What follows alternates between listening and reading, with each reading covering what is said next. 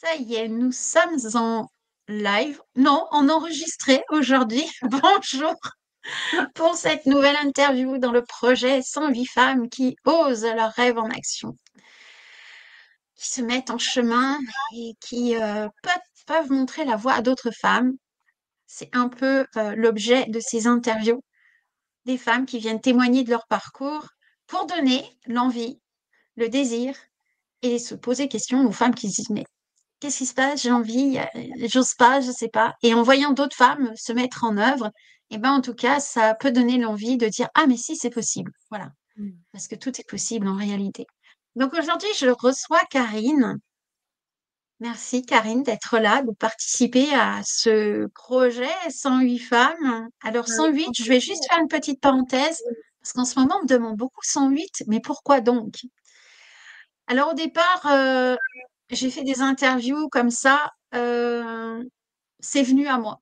J'ouvre la porte à ce projet et au début, c'est 100 femmes qui arrivent. Et il y a une femme, Virginie Lhuillier, de son nom professionnel, Virginie Fleur de Vie, que j'ai interviewée, qui m'a dit 100 c'est bien, mais 108 c'est mieux parce que 108 c'est le chiffre de l'union du féminin et du masculin. Bien plus que ça, mais en tout cas, voilà.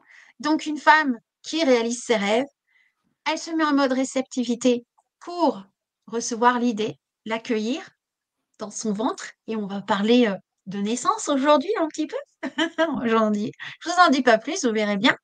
Et puis après, on expulse et on met au monde. Et là, il y a le côté yang qui se met en place parce qu'il va communiquer, il va mettre des actions en place. Donc une femme qui réalise son rêve, en réalité, elle est unie son féminin et son masculin. Elle fait une danse entre les deux. Donc, j'ai trouvé ça génial, si dès 108, donc voilà pourquoi 108. Est-ce que ça ira au-delà? En tout cas, il y en a au moins 108, ça c'est sûr. J'ai déjà la 108e qui s'est positionnée, donc ça veut dire que ça ira bien jusqu'au bout du projet. Et l'objectif après, c'est, on verra si ça se fait, mais de se réunir dans la matière, de faire un présentiel avec le maximum de femmes qui ont participé à cette belle aventure. Voilà. Voilà le pourquoi du comment. Et donc aujourd'hui, ben, je t'accueille, Karine, et puis je vais te laisser te présenter. Je t'invite à te présenter comme tu le sens, comme tu as envie. Peut-être d'une manière surprenante. Pour ceux qui ne connaissent pas, ben voilà, hein, ils vont te découvrir. Et peut-être ceux qui te connaissent, ils vont dire, mais je ne savais pas ça de Karine. Tu vois, peut-être surprendre, je ne sais pas. On verra bien. Je te laisse la parole. D'accord. Bah, merci beaucoup. En tout cas, merci de m'accueillir en tant que femme. Je ne sais pas à combien thème je serai, mais voilà. Moi, c'est Karine. Je suis donc doula. J'accompagne des femmes dans leur projet de vie, de nouvelle vie, en fait, de donner la vie à un enfant, de donner vie à une famille. Et puis, cette notion d'apporter vraiment d'amener ce petit être sur Terre, j'avais envie que ce soit d'amener la conscience à ça. Donc c'est pour ça que j'ai développé beaucoup cette vision-là. J'ai été institutrice au départ et j'ai fait ça pendant 28 ans. J'ai pas été satisfaite sur la fin, c'est pour ça que j'ai arrêté, pour pouvoir justement complètement me dévouer à ces nouvelles âmes qui arrivent et qu'elles soient bien accueillies le mieux possible. Voilà, donc c'est vraiment ça. Ouais. Et mon projet de vie, ce serait vraiment d'accompagner ces familles avec un groupe de thérapeutes autour, donc de créer peut-être un centre ou une plateforme, si ça doit être que virtuel, mais d'avoir vraiment du monde autour de la famille qui va pouvoir se mettre en place. Parce qu'il y a beaucoup de femmes qui sont peut-être un peu seules. Ça se voit de plus en plus en fait. Et il y a ce tabou de ne pas oser demander de l'aide. Donc j'aimerais Mm. vraiment montrer que il faut tout un village pour élever un enfant. Et ça, c'est malheureusement plus d'actualité, puisque les familles se sont éparpillées un peu partout, et puis elles n'ont plus leurs parents, leurs grands-parents, il n'y a plus ce noyau, donc il faut se le recréer. Et la doula, c'est un Oui. petit peu ça, c'est recréer en fait une relation privilégiée pendant ce temps en fait de la mise au monde de ce petit chou, et puis ses premiers mois de vie, premiers mois de vie de la nouvelle famille. Voilà. D'accord, magnifique. Magnifique. Merci pour cette présentation. Il y a eu des interviews de doula, hein, et Mhm. c'est la première fois, en tout cas, qu'il y a cette notion de recréer la femme, le village, en fait, autour Mhm. de la femme. Et je trouve ça très joli, en fait. C'est Mhm. magnifique. Mhm. Merci beaucoup. Et là, une des questions qui me vient avant que tu nous exposes tu partages avec nous ce rêve qui est là, en suspens, ou peut-être réalisé, on verra bien. Mhm. Euh, la question qui vient, c'est est-ce que tu as toujours rêvé et réalisé tes rêves, ou alors c'est arrivé en cours de route, ou Mhm. alors tu l'as fait, mais en fait, d'un seul coup, tu dis, ah, mais j'ai réalisé des rêves. Ce que je Mhm. disais, en général, il y a trois teams. C'est ce que j'ai observé, hein. Il y a la team des femmes qui, depuis leur tendre jeunesse, réalisent leurs rêves et elles y vont. Et voilà, c'est quelque chose d'habituel. Je dirais que c'est plus les jeunes générations en général, mais pas forcément que. Et puis après, il y a une génération, je dirais un peu plus métro, boulot, dodo, quelque chose de beaucoup plus classique où on répond aux standards de la société ou la transmission de la famille. Et puis à un moment donné, il y a un événement de la vie plus ou moins dramatique, je dirais, qui fait que non, et là, il y a un truc qui va pas. Mhm. Je me suis oubliée et là, d'un seul coup, on fait le chemin et on se dit, mais qu'est-ce qui me fait rêver? Qu'est-ce qui fait que j'ai envie de me lever le matin et un peu, on va dire, son grand pourquoi, quelque part, quoi. Mhm. Il y a un peu de cet ordre-là, mais pas forcément, hein, ça peut être aussi plein de petits rêves. Et puis, il y a celle qui, d'un seul coup, se réveille et dit, ah, mais j'ai fait plein de rêves, en fait. Ah, mais j'en ai réalisé plein. Ah, mais oui, mais bien sûr. Tu vois, comme s'il y avait un état de non-conscience et d'un seul coup, ça se réveille en disant, ah, mais en fait, j'ai déjà réalisé plein de rêves. Bon, moi, je fais un peu partie de la team 3, hein. J'avais fait plein de rêves et puis je me dis, ouais, machin. Et puis d'un seul coup, je fais, ah, mais j'ai fait ça, j'ai fait ça. Tu vois, il y avait comme si, en fait, je faisais mes rêves malgré moi, sans mettre de conscience. Et là, maintenant, bah, c'est plutôt, je mets de la conscience. Donc, Mhm. toi, tu te sens plutôt de quel team? Peut-être une ou deux, je sais pas. Voilà, Dis-moi. j'ai un petit mélange quand même.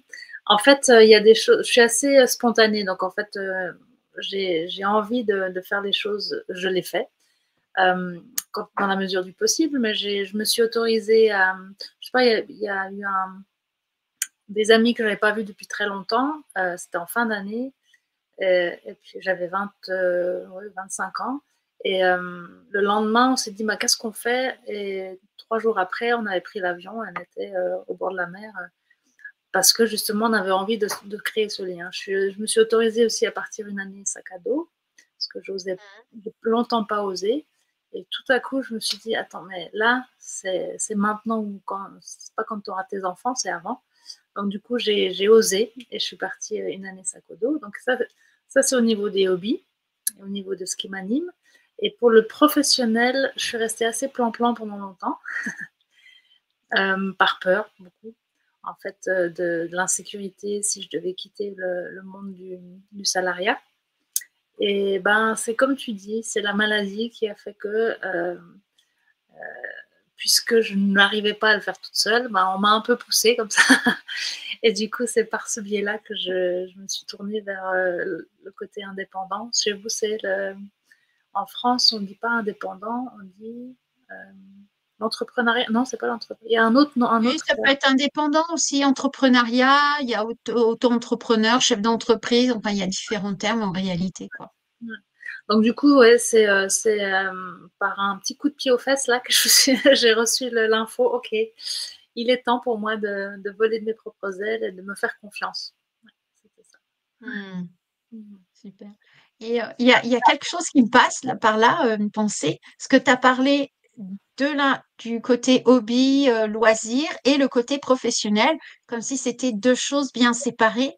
J'ai maintenant cette sensation, et tu vas me dire si tu es d'accord avec moi, qu'on a tendance à rejoindre les deux, comme si en fait maintenant on pouvait s'autoriser à se dire j'ai une activité en fait qui me fait autant plaisir que mes loisirs et je n'ai pas mon activité professionnelle où je m'enquiquine, où c'est pas bien, enfin voilà, où oh bof, bof, bof. Et puis après, je vais vite me détendre, vite dans les loisirs, comme ça je me détends. Et j'ai vraiment cette sensation que à l'heure actuelle, il y a vraiment cette envie que les deux se rejoignent, que ça soit plus dissocié, que parce que je vais faire une activité de cœur, presque de hobby, eh bien, je vais pouvoir en fait œuvrer et ça va être du plaisir en fait. et tout se rejoint. Il y a quelque chose un peu d'holistique. Ouais. Qu'est-ce que tu en penses? Oui, alors je suis tout à fait d'accord. C'est de plus en plus la tendance où les personnes, déjà si elles sont salariées, elles descendent leur temps de travail. Elles sont plus à 100% en tout cas. Et puis parce que justement, elles veulent garder ce temps pour se nourrir. Et puis on arrive de plus en plus quand même à des personnes qui veulent se nourrir quotidiennement avec on ose maintenant gagner sa vie en faisant ce qui nous plaît. Et ça, c'était Ouais, pas moins facile avant, enfin moins dans l'air du temps en fait. Hein. Et voilà, mon papa, il avait 90 ans, lui, il a reçu cette formation et il a fait ça toute sa vie. Et ça, c'est ouais, maintenant, je dis bien à mes enfants, c'est plus comme ça. On choisit un métier, mais en fait, on va être malléable toute sa vie et on pourra changer tout le temps. C'est des générations différentes, effectivement. ouais, ouais, ouais, tout à fait. Mhm. Et c'est vrai que de ce fait-là, ben, ça demande aussi de mettre un enfant, enfin voilà, comment j'accompagne mon enfant au mieux, justement pour qu'il puisse répondre à ses rêves quelque part. Et que ben là, j'y vois tout de suite le lien avec la doula qui Mhm. permet justement de réunir d'une certaine manière, dès la naissance, cette possibilité-là. Est-ce que ça te parle? Oui, alors tu es en train de dire par rapport au métier que j'ai choisi et puis que je Oui, choisis comme hobby et en même temps comme moment pour moi de. Oui. ouais, Alors c'est vraiment c'est ma passion. Hein. Ça a toujours été les enfants parce que moi j'étais en institutrice, j'étais toujours attirée par l'enfant et comme j'ai vu des difficultés d'éducation ou des difficultés scolaires et puis que l'environnement ne me convenait plus, je me suis dit, bah, je vais aller à la base. Je vais vraiment aller voir comment je peux amener les parents à prendre conscience de la responsabilité qu'ils ont. Et puis, amener aussi des connaissances, en fait, que moi, j'ai même en tant qu'institutrice, j'ai découvert, une fois que j'étais doula, l'impact que pouvaient avoir certaines choses. Je disais, mais si on avait su toutes ces choses-là. Mais voilà. Maintenant, il y a beaucoup, beaucoup de choses qui sont mis à notre portée, mais il y a tellement d'informations qu'on s'y perd. Donc en fait, ouais, c'est aussi voilà, d'essayer de redonner un cadre, de montrer certaines bases, et puis après les parents, bah, ils prennent ce qu'ils veulent. Quoi, hein. Mais c'est vrai que ouais, moi, je viens avec le massage, je viens avec la psychomotricité quand c'est des tout petits, là, pour les aider quand le bébé est arrivé au monde. Et puis avant, c'est vraiment ouais, c'est réveiller les parents à ce qu'ils soient plus présents dans ce qui va leur arriver. Parce que souvent, les hmm, parents préparent la naissance, la chambre, le matériel, en fait. Et l'émotionnel, ils le mettent un peu de côté. Ouais. ouais, ouais, ouais. C'est vrai qu'on prépare le matériel, effectivement, maintenant que tu le dis. Souvent, on est là, on pense à la chambre, aux vêtements, on pense au mode de garde, on pense à le côté pratico-pratique. Et puis Mhm. finalement, le côté émotionnel, alors peut-être de plus en plus maintenant quand même, parce qu'on a quand même bien évolué par Oui, rapport à une période où c'est c'était en un train bébé, de. ça mange, ça dort, et puis, et puis c'est tout, quoi. Ouais, bah alors justement, j'ai quand même encore eu un couple qui est venu, ça faisait. Donc, elle était enceinte de 6 mois. Il voulait déjà prendre quelqu'un pour le sommeil, en fait, pour qu'il puisse dormir la nuit. Donc, il voulait déjà m'engager avant même que bébé soit né. Et puis que ce soit plusieurs semaines de suite. Et j'ai dit, mais non, alors je ne fonctionne pas comme ça. Vous devez déjà créer votre propre lien d'attachement et puis voir comment ça se passe avec bébé. Et puis au fur et à mesure, je peux m'introduire dans votre vie, mais c'est pas moi qui vais prendre. Mais Et là, le papa, il dit, mais c'est un petit mollusque, ce bébé, au début, il comprend rien de toute façon. Et c'est là que je me suis dit, euh, il y a des parents qui ne sont. Ben, il y a la connaissance qui manque, et puis il y a le fait qu'ils ne s'intéressent pas forcément à qui est cet être qui va arriver. Et Ouais. c'est là que j'ai envie d'amener ma pierre à mon édifice pour pas qu'il y ait plus qu'il y ait ce genre de réflexion que je trouve difficile pour l'enfant à venir. Quoi. Mm. Ouais, ouais, ouais. Il y a déjà des croyances qui sont posées et c'est vrai qu'on se dit, waouh, mon Dieu, il y a Ouais. peut-être enfin, un enseignement à transmettre pour que justement ça puisse changer les mentalités en tout cas. Mhm. Mhm. Et bah justement, tu vois, ce qui te tient à cœur, moi, on vient tout de suite, ce qui te tient à cœur, ça, je rebondis sur le rêve. Et alors, quel est le rêve, toi, là, à l'heure actuelle, que tu aimerais partager avec nous, qui te tient à cœur et que tu as envie de mettre à place? Ou peut-être que c'est déjà fait. Je te laisse Alors, nous donner la primeur, je dirais. écoute, alors, je pose les jalons, en fait. Ça fait depuis le mois de mai, depuis le début de l'année, avec une amie, une personne que j'ai rencontrée il y a très peu.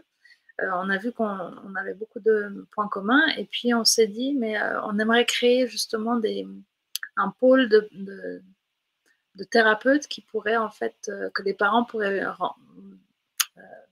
connaître pour qu'ils puissent savoir vers qui se tourner quand le bébé arrive. Donc on a créé une journée de la parentalité là au mois de mai. Et puis elle a bien fonctionné. On va faire cette journée régulièrement pour que justement il y ait des thérapeutes et des parents qui puissent venir voir ces intervenants. Et puis ça, c'est en présentiel et c'est une journée comme ça de temps en temps. Et Ouais. il y a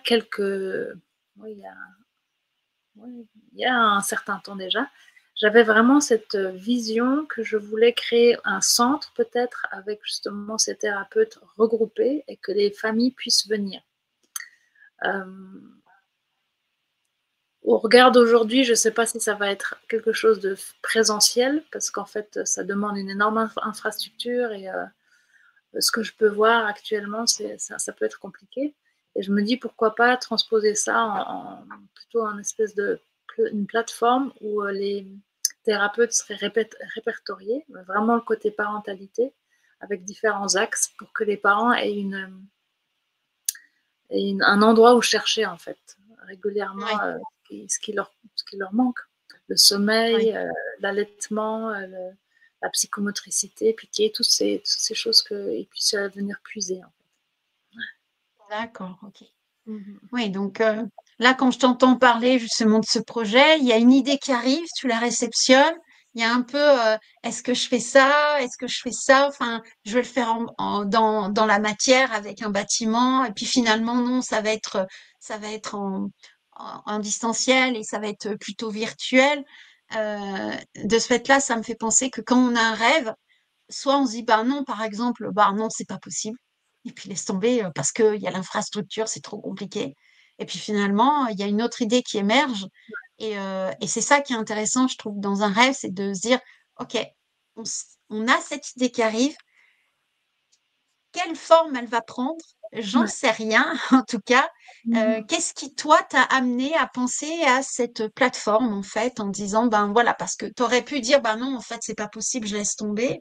Et puis Mm-hmm. finalement, cette idée de plateforme qui arrive là, qu'est-ce qui a fait que tu te dis que c'est possible sous cette forme-là? Alors en fait, c'est quand même beaucoup la discussion, c'est en fait de les infos arrivent au fur et à mesure que qu'on parle en fait de certaines choses. Moi, quand j'ai commencé à parler de ça, et puis après j'ai vu toutes ces formations qui se faisaient en ligne, c'est là que je me suis dit tiens pourquoi pas utiliser ce moyen-là. Moi, je suis très présentielle, donc moi c'est vraiment quelque chose ça m'a mis du temps à me dire bah plutôt plateforme. On verra. Peut-être que je pourrais concilier les deux. Hein. C'est encore pas Oui, fermé cette histoire de présentiel parce que si j'ai les moyens, voilà, je demande abondance. Donc du moment où ça va arriver, peut-être que je trouverai le lieu qui va faire que j'arriverai à faire oui, ça quand même. Mais c'est vraiment le partage des choses quand je vois que les mamans ont moins elles ont tellement de choses à faire que elles se, ça devient difficile s'engager pour venir en présentiel pour certaines choses parce oui, qu'il faut tout de suite, c'est vrai que ça demande tout de suite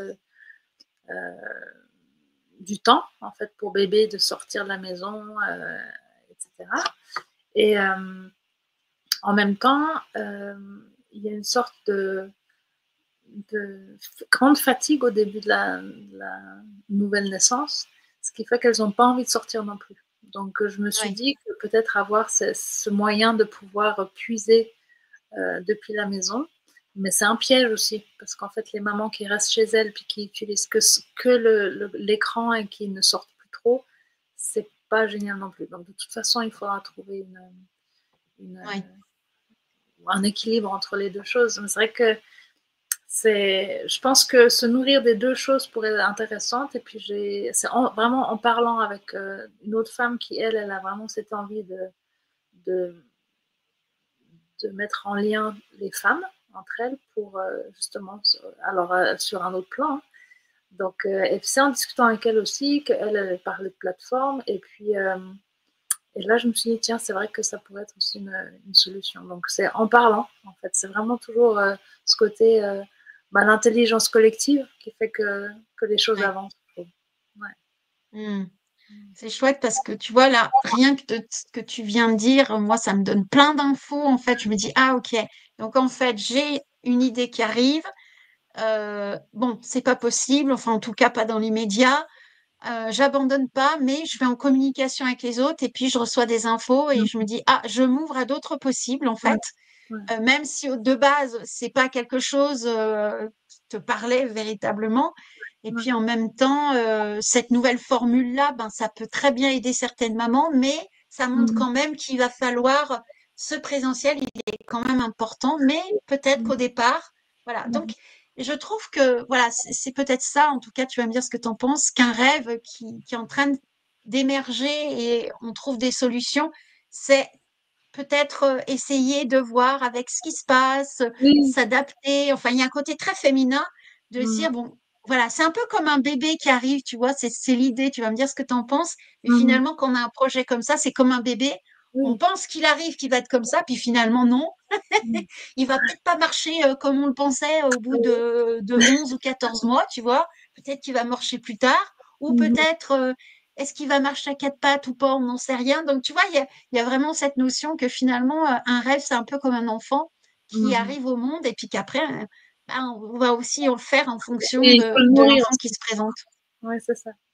Et c'est vrai qu'il faut aussi nourrir ces projets. C'est vrai que j'avais, par exemple, créé un programme en ligne. Ça, c'était quelque chose qui me tenait à cœur vraiment et j'y ai mis beaucoup d'énergie. Je l'ai mis en ligne et la semaine d'après, voilà, il y a la maladie, donc un cancer qui m'a été déclaré. Et du coup, c'est pas que ça s'est endormi. Donc le programme est toujours disponible, mais je paye dans le vide parce que j'ai pas fait de publicité. Et en fait, il faut nourrir ça. Donc c'est ça Oui, aussi qu'il faut apprendre à ce que quand on a un projet, une fois qu'il est mis en place, c'est continuer à lui donner à manger. Autrement, il se met en retrait, quoi. Donc c'est ça aussi que j'apprends aussi, de vraiment redonner de l'énergie et de l'amour à ces projets. Ouais. ouais, ouais. Moi, ça me fait penser vraiment aux enfants, hein. Un enfant, faut le nourrir, aussi bien au niveau nourriture, mais aussi au niveau ben, de l'information qu'on lui donne, des enseignements qu'on va lui transmettre, de la présence, de l'amour. Mmh. On le nourrit sur plein de formes finalement. Et quand on pense aux enfants, ben, souvent, il y a des fois des peurs qui se réveillent. Souvent, quand on est maman, ou même quand on est chef d'entreprise ou quand on crée un projet, il y a des peurs qui se réveillent. Et là, ben, des fois, pour éviter, enfin, comment dire, parfois les peurs au niveau des enfants, ça peut les étouffer ou ça peut squeezer un peu la relation. Donc, au niveau de ton projet, toi, est-ce que il y a des peurs qui ont émergé, qui ont fait, oh mon Dieu, tu vois, enfin, qui ont fait peut-être qu'il y a une restriction dans la communication ou peut-être autre chose ou Ouais, tu arrêter parles certaines choses?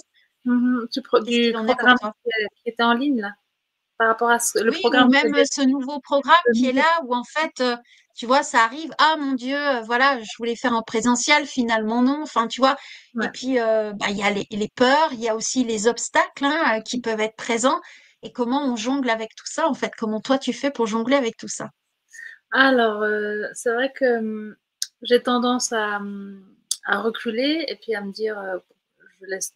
La première réaction, c'est quand même bon, on verra, on laisse passer un petit peu de temps. Et, et ce qui me remotive chaque fois, c'est quand il y a tout à coup justement une nouvelle énergie qui arrive et qui me dit mais on pourrait faire ça. Et là, ça revient et ça redonne de l'impulse en fait pour que ça recommence. Ouais, Les peurs que je peux avoir, là, le fait que si ça pouvait être en présentiel, ça aurait été le lieu à trouver. Et moi, les ouais, finances, c'est vraiment le nerf de la guerre, hein. pour beaucoup de monde. Donc, du coup, je fais partie de l'équipe. Que vraiment, il faut beaucoup d'argent. Là, je suis en Suisse, donc c'est aussi encore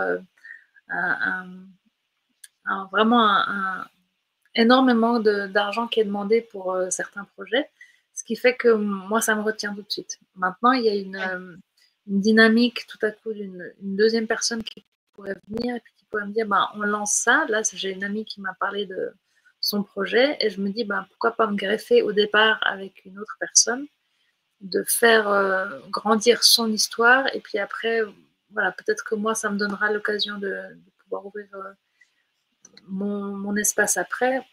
C'est en fait, c'est de surfer avec la vague quelque part. C'est vraiment Ouais. ça qui me enfin, maintenant que tu poses la question, que je vois en fait comment je fonctionne, c'est vraiment en, en ayant les différentes relations, les différentes personnes que je rencontre sur mon parcours, qui vont faire en sorte que je vais dans un sens, puis après je prends les virages à gauche, à droite. Hmm. Ça demande une certaine, je dirais, réceptivité et en même temps une certaine ouverture et d'esprit et de s'ouvrir en fait, d'observer ce qui se passe autour de soi et Mhm. de se dire que finalement ça vient pas que de nous et Oui. que la vie nous envoie de manière assez magique par moments, par des synchronicités, des rencontres qui font que je pensais peut-être que le truc allait tomber, puis finalement, hop, ça revient. Oui. Euh, Tu vois, Ouais. par exemple, ça me fait penser aux interviews. Il y a eu des moments, j'ai eu des baisses de régime et il Mhm. y avait presque une envie de dire, oh non, c'est bon, j'ai plus envie, ça me demande de l'énergie et tout. Et finalement, le lendemain ou 2 jours après, il y a une femme qui me dit, ah, ça y est, je suis prête, j'ai envie Mhm. maintenant et tout. Et là, bah, je me dis, bon, bah, ok, allez, c'est reparti.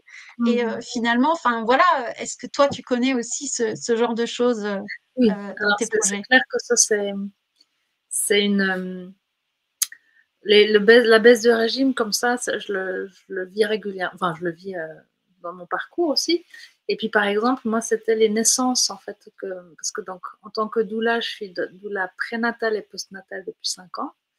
Et ça me nourrit, j'adore ça. Et en fait, la naissance, pour moi, était encore quelque chose qui était difficile parce que c'était comme si j'allais dans l'intimité. Et moi, mes 2 naissances se sont tellement bien passées que je Oui, ne voyais pas ce que je pouvais amener. Et c'est d'autres oui, doulas qui m'ont vraiment dit, mais Karine, vas-y avec tes couleurs, avec ta connaissance, de toute façon, ça va se faire. Et ben, ce début d'année, j'ai eu 2 demandes et cet été, il y a 2 petits bouts de chou que je vais accompagner, donc je m'en réjouis. Mais en fait, c'est vraiment le fait d'avoir lâché certaines choses, lâché des peurs, et bah, du coup, il y a un nouvel élan qui arrive. Et c'est de nouveau oui. par la discussion, ouais, c'est vraiment toujours ce lien. Donc, et la magie, comme tu dis, la magie des, des expériences qui arrivent, des nouvelles rencontres, des chemins qui se croisent, c'est vraiment, voilà, on est vraiment guidé, je pense. Ouais. Ouais, ouais, ouais. Moi, je suis tout Ouais. à fait d'accord avec toi. Mm. C'est vrai que ben, on se rend pas compte comme ça, et puis finalement, enfin, des fois, on l'observe pas, mais du Mm. moment où on commence à s'ouvrir, à se dire, ah oui, il y a une magie de la vie, et Mm. oui, c'est peut-être pas, comme on dirait, avec une baguette magique. Et encore, tu vois, c'est vraiment la rencontre, la discussion, ça. D'un seul coup, on rencontre quelqu'un qui nous ouvre une possibilité auquel on ne s'attendait pas, tu vois. On dit, Mm. ah, mais je l'ai pas vu comme ça. Ouais. Il y a vraiment, enfin, qu'est-ce que tu en penses? En plus, au niveau de la doula et puis au niveau de la naissance, une sorte d'abandon quelque part, cesser de vouloir absolument contrôler, maîtriser et Mm. s'abandonner aussi à ce qui vient. Et je pense que ça doit jouer aussi dans l'accompagnement de la mise au monde d'un enfant. Ouais, c'est ça. C'est vraiment, moi, ce que j'ai réalisé, c'est que beaucoup de mamans avaient la crainte de l'acte de naissance parce que il y a certainement les films, hein, que c'est un inconscient collectif avec ces films, les femmes qui crient, qui hurlent pour donner naissance, alors qu'en fait, c'est vraiment le corps, il sait faire. Depuis la nuit des temps, la femme a accouché, a donné naissance. On est mammifères, donc les mammifères de la Terre entière donnent naissance. Et, Et du coup, c'est vraiment redonner, en fait, le rôle de la doula, c'est aussi de redonner confiance en la physiologie du corps. Et Oui, en fait, que par exemple, depuis quelques années, ouais, une trentaine d'années, je ne sais pas combien d'années, l'accouchement se fait à l'hôpital. Mais l'hôpital, c'est oui. censé être pour des personnes qui sont malades, donc qui ont un Mmh, besoin d'être soignées. Et oui, pourquoi est-ce que la femme a cette place maintenant à l'hôpital? C'est juste au cas où. Et en fait, c'est dommage parce que il y a des protocoles du coup qui sont dans les salles de naissance. Il y a tout des choses par la force des choses. Hein, sitôt qu'on vient dans le milieu médical, il faut qu'il y ait certains protocoles qui soient mis en place, alors qu'en maison de naissance, c'est juste avec la sage-femme et la doula peut être là, mais enfin, il n'y a pas de.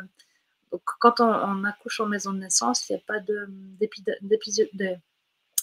péridurale. oui, Épidurale, vous dites chez vous. La péridurale en maison de naissance ne peut pas se faire, à la maison non plus. Donc il faut déjà être prête pour ça.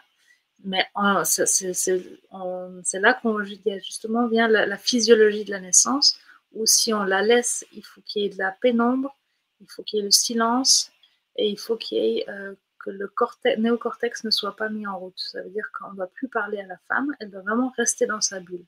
Et du moment où elle est dans cette bulle, il y a vraiment le cocktail hormonal de naissance qui se met en place. Ça prend un peu de temps, hein, mais c'est oui, assez magique.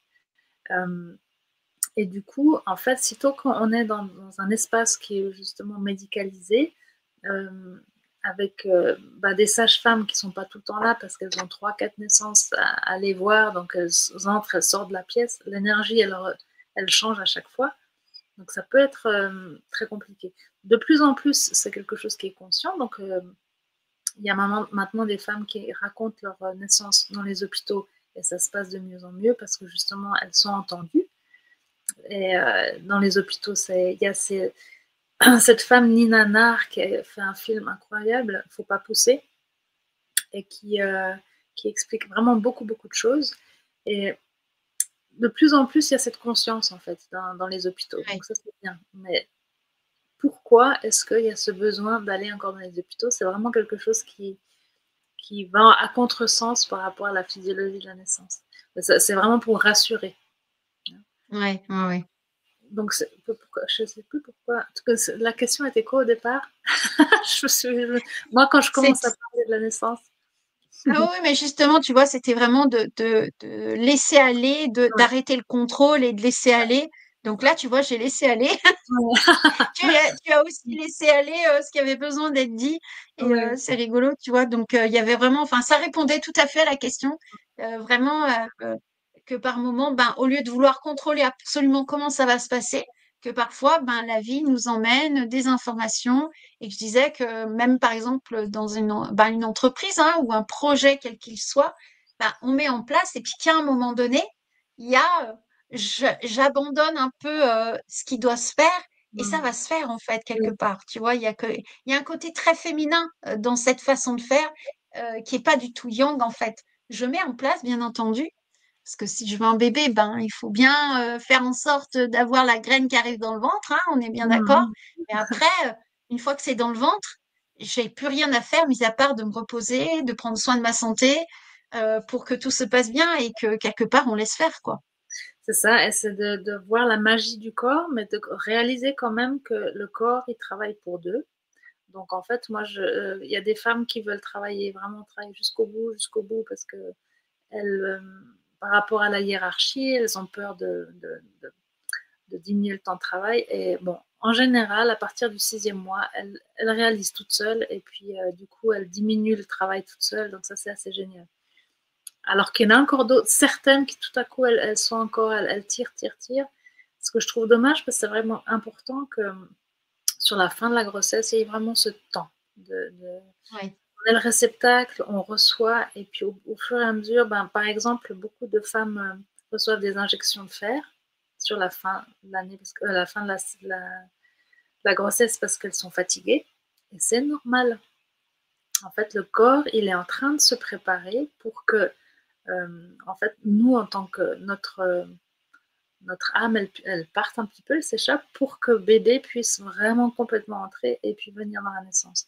Et quand on fait des shoots de fer comme ça, c'est comme si on veut les remettre sur la terre et on les remet trop. Et c'est pas très bon en fait. Mais Ouais, voilà, ouais. c'est de nouveau le côté médical. Oh, oui, vous manquez de fer, donc il faut absolument vous redonner un shoot. Et c'est bon ni pour la maman ni pour le bébé. Mais ça, c'est encore quelque chose qui a son chemin à faire. Hmm. En tout cas, c'est des jolis partages que tu transmets là, Mmh. je trouve. Si. J'y vois beaucoup le parallèle entre l'enfant qui arrive au monde et qui grandit et puis le projet qui est là aussi, qui est comme un enfant quelque part, tu vois. Il y a Mmh. comment on Mmh. accouche d'un projet, comment on accouche d'un rêve, comment on Mmh. le met au monde, comment on le nourrit, à quel moment on va aller lâcher le contrôle et à quel moment on va laisser les choses se faire et avoir des belles rencontres, des Mmh. synchronicités. Euh, j'ai beaucoup aimé, tu vois, il y a vraiment ce parallèle-là qui Ouais. s'invite. Je sais pas ce que tu en penses. Oui, oui, tout à fait. Tout à fait. C'est vrai que bah, la, l'identité de la maman, ben, de la femme qui devient mère, c'est vraiment un nouveau projet qui se met en place. Il y a des mamans qui veulent, qui se disent une fois que le bébé est arrivé, elles vont retrouver la ligne, elles vont recommencer à faire ce qu'elles faisaient avant. Et ça, c'est un leurre. C'est vraiment quelque chose qu'il faut réaliser que c'est plus possible. On était une, on sera deux, et puis avec le compagnon, la compagne, voilà, il y a une nouvelle entité qui s'est créée. Euh, Ouais, donc il y a vraiment quelque chose qui est de l'ordre il y a un avant et il y a un après. Et ouais, puis il y a une dimension de plus dans l'arbre généalogique aussi. Hein, c'est des témoignages de femmes qui disent bah, je suis plus la fille de, je suis la fille de, mais aussi la maman de. Donc il y a un positionnement qui est de nouveau à redéfinir. Et aussi après la maman qui a besoin de se redéfinir par rapport au fait qu'elle est grand-maman, quelle est la place qu'on va lui laisser. Donc au niveau de la généalogie, c'est aussi super intéressant.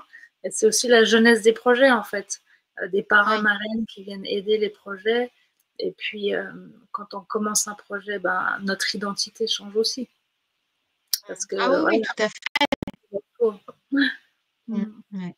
Quand on se lance dans l'entrepreneuriat, c'est sûr qu'il y a d'autres choses qui arrivent, des questionnements. Enfin, il y a plein de choses qui arrivent. On a besoin de se positionner se questionner sur la posture, sur notre état d'esprit. Enfin, il y a tout ça qui arrive et qui mm, fait que, ben voilà, pour que notre projet, notre bébé, en fait, hein, quelque part, le projet, quel qu'il soit, en tout cas, euh, arrive à bon terme, je dirais, arrive de la meilleure des manières et prospère.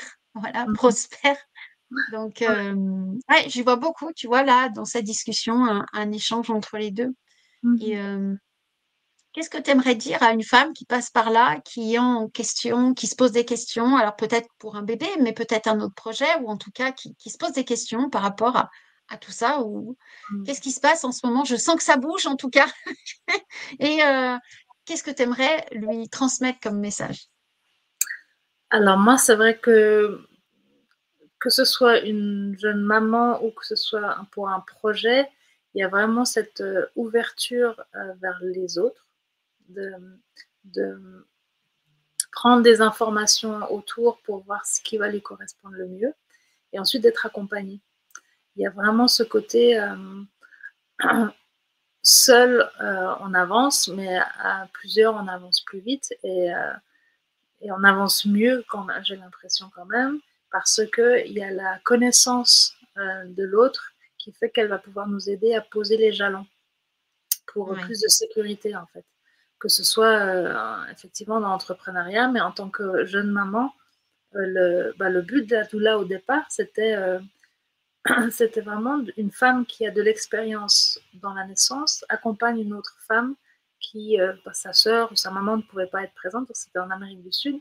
Et ben, du coup, ils ont vu dans les hôpitaux que d'avoir une femme qui a déjà accouché et qui rassure cette maman, et ben, la naissance se passe beaucoup mieux. Du coup, mm, la doula est partie vraiment de là. Et puis moi, je suis persuadée, maintenant, en tant que jeune entrepreneur, jeune, je ne le suis plus, mais enfin, l'entrepreneuriat est jeune pour moi, c'est de me faire accompagner aussi. C'est vraiment parce Ouais. que ceux qui se sont cassés la figure, qui ont trouvé des astuces, et ben, ils sont enclins à nous les partager pour que justement on puisse avancer au mieux, quoi. Donc c'est vraiment se renseigner, avoir des parrains, marraines, avoir des personnes qui ont la connaissance et qui sont d'accord de transmettre. C'est vraiment pour moi un grand plus. Ouais. Ok. Merci beaucoup. Effectivement, hein, de se faire accompagner, accepter de ne pas se débrouiller seule. Parce Oui, que souvent, hein, beaucoup de femmes, en fait, c'est bon, je vais me débrouiller, je vais le faire, voilà. Donc, il y a vraiment cette, arriver à une sorte d'humilité finalement, de se dire, je peux pas me débrouiller, enfin, je veux dire, oui, je peux avoir mon autonomie, mais de demander de l'aide, c'est pas une faiblesse, ça peut bah, être une force.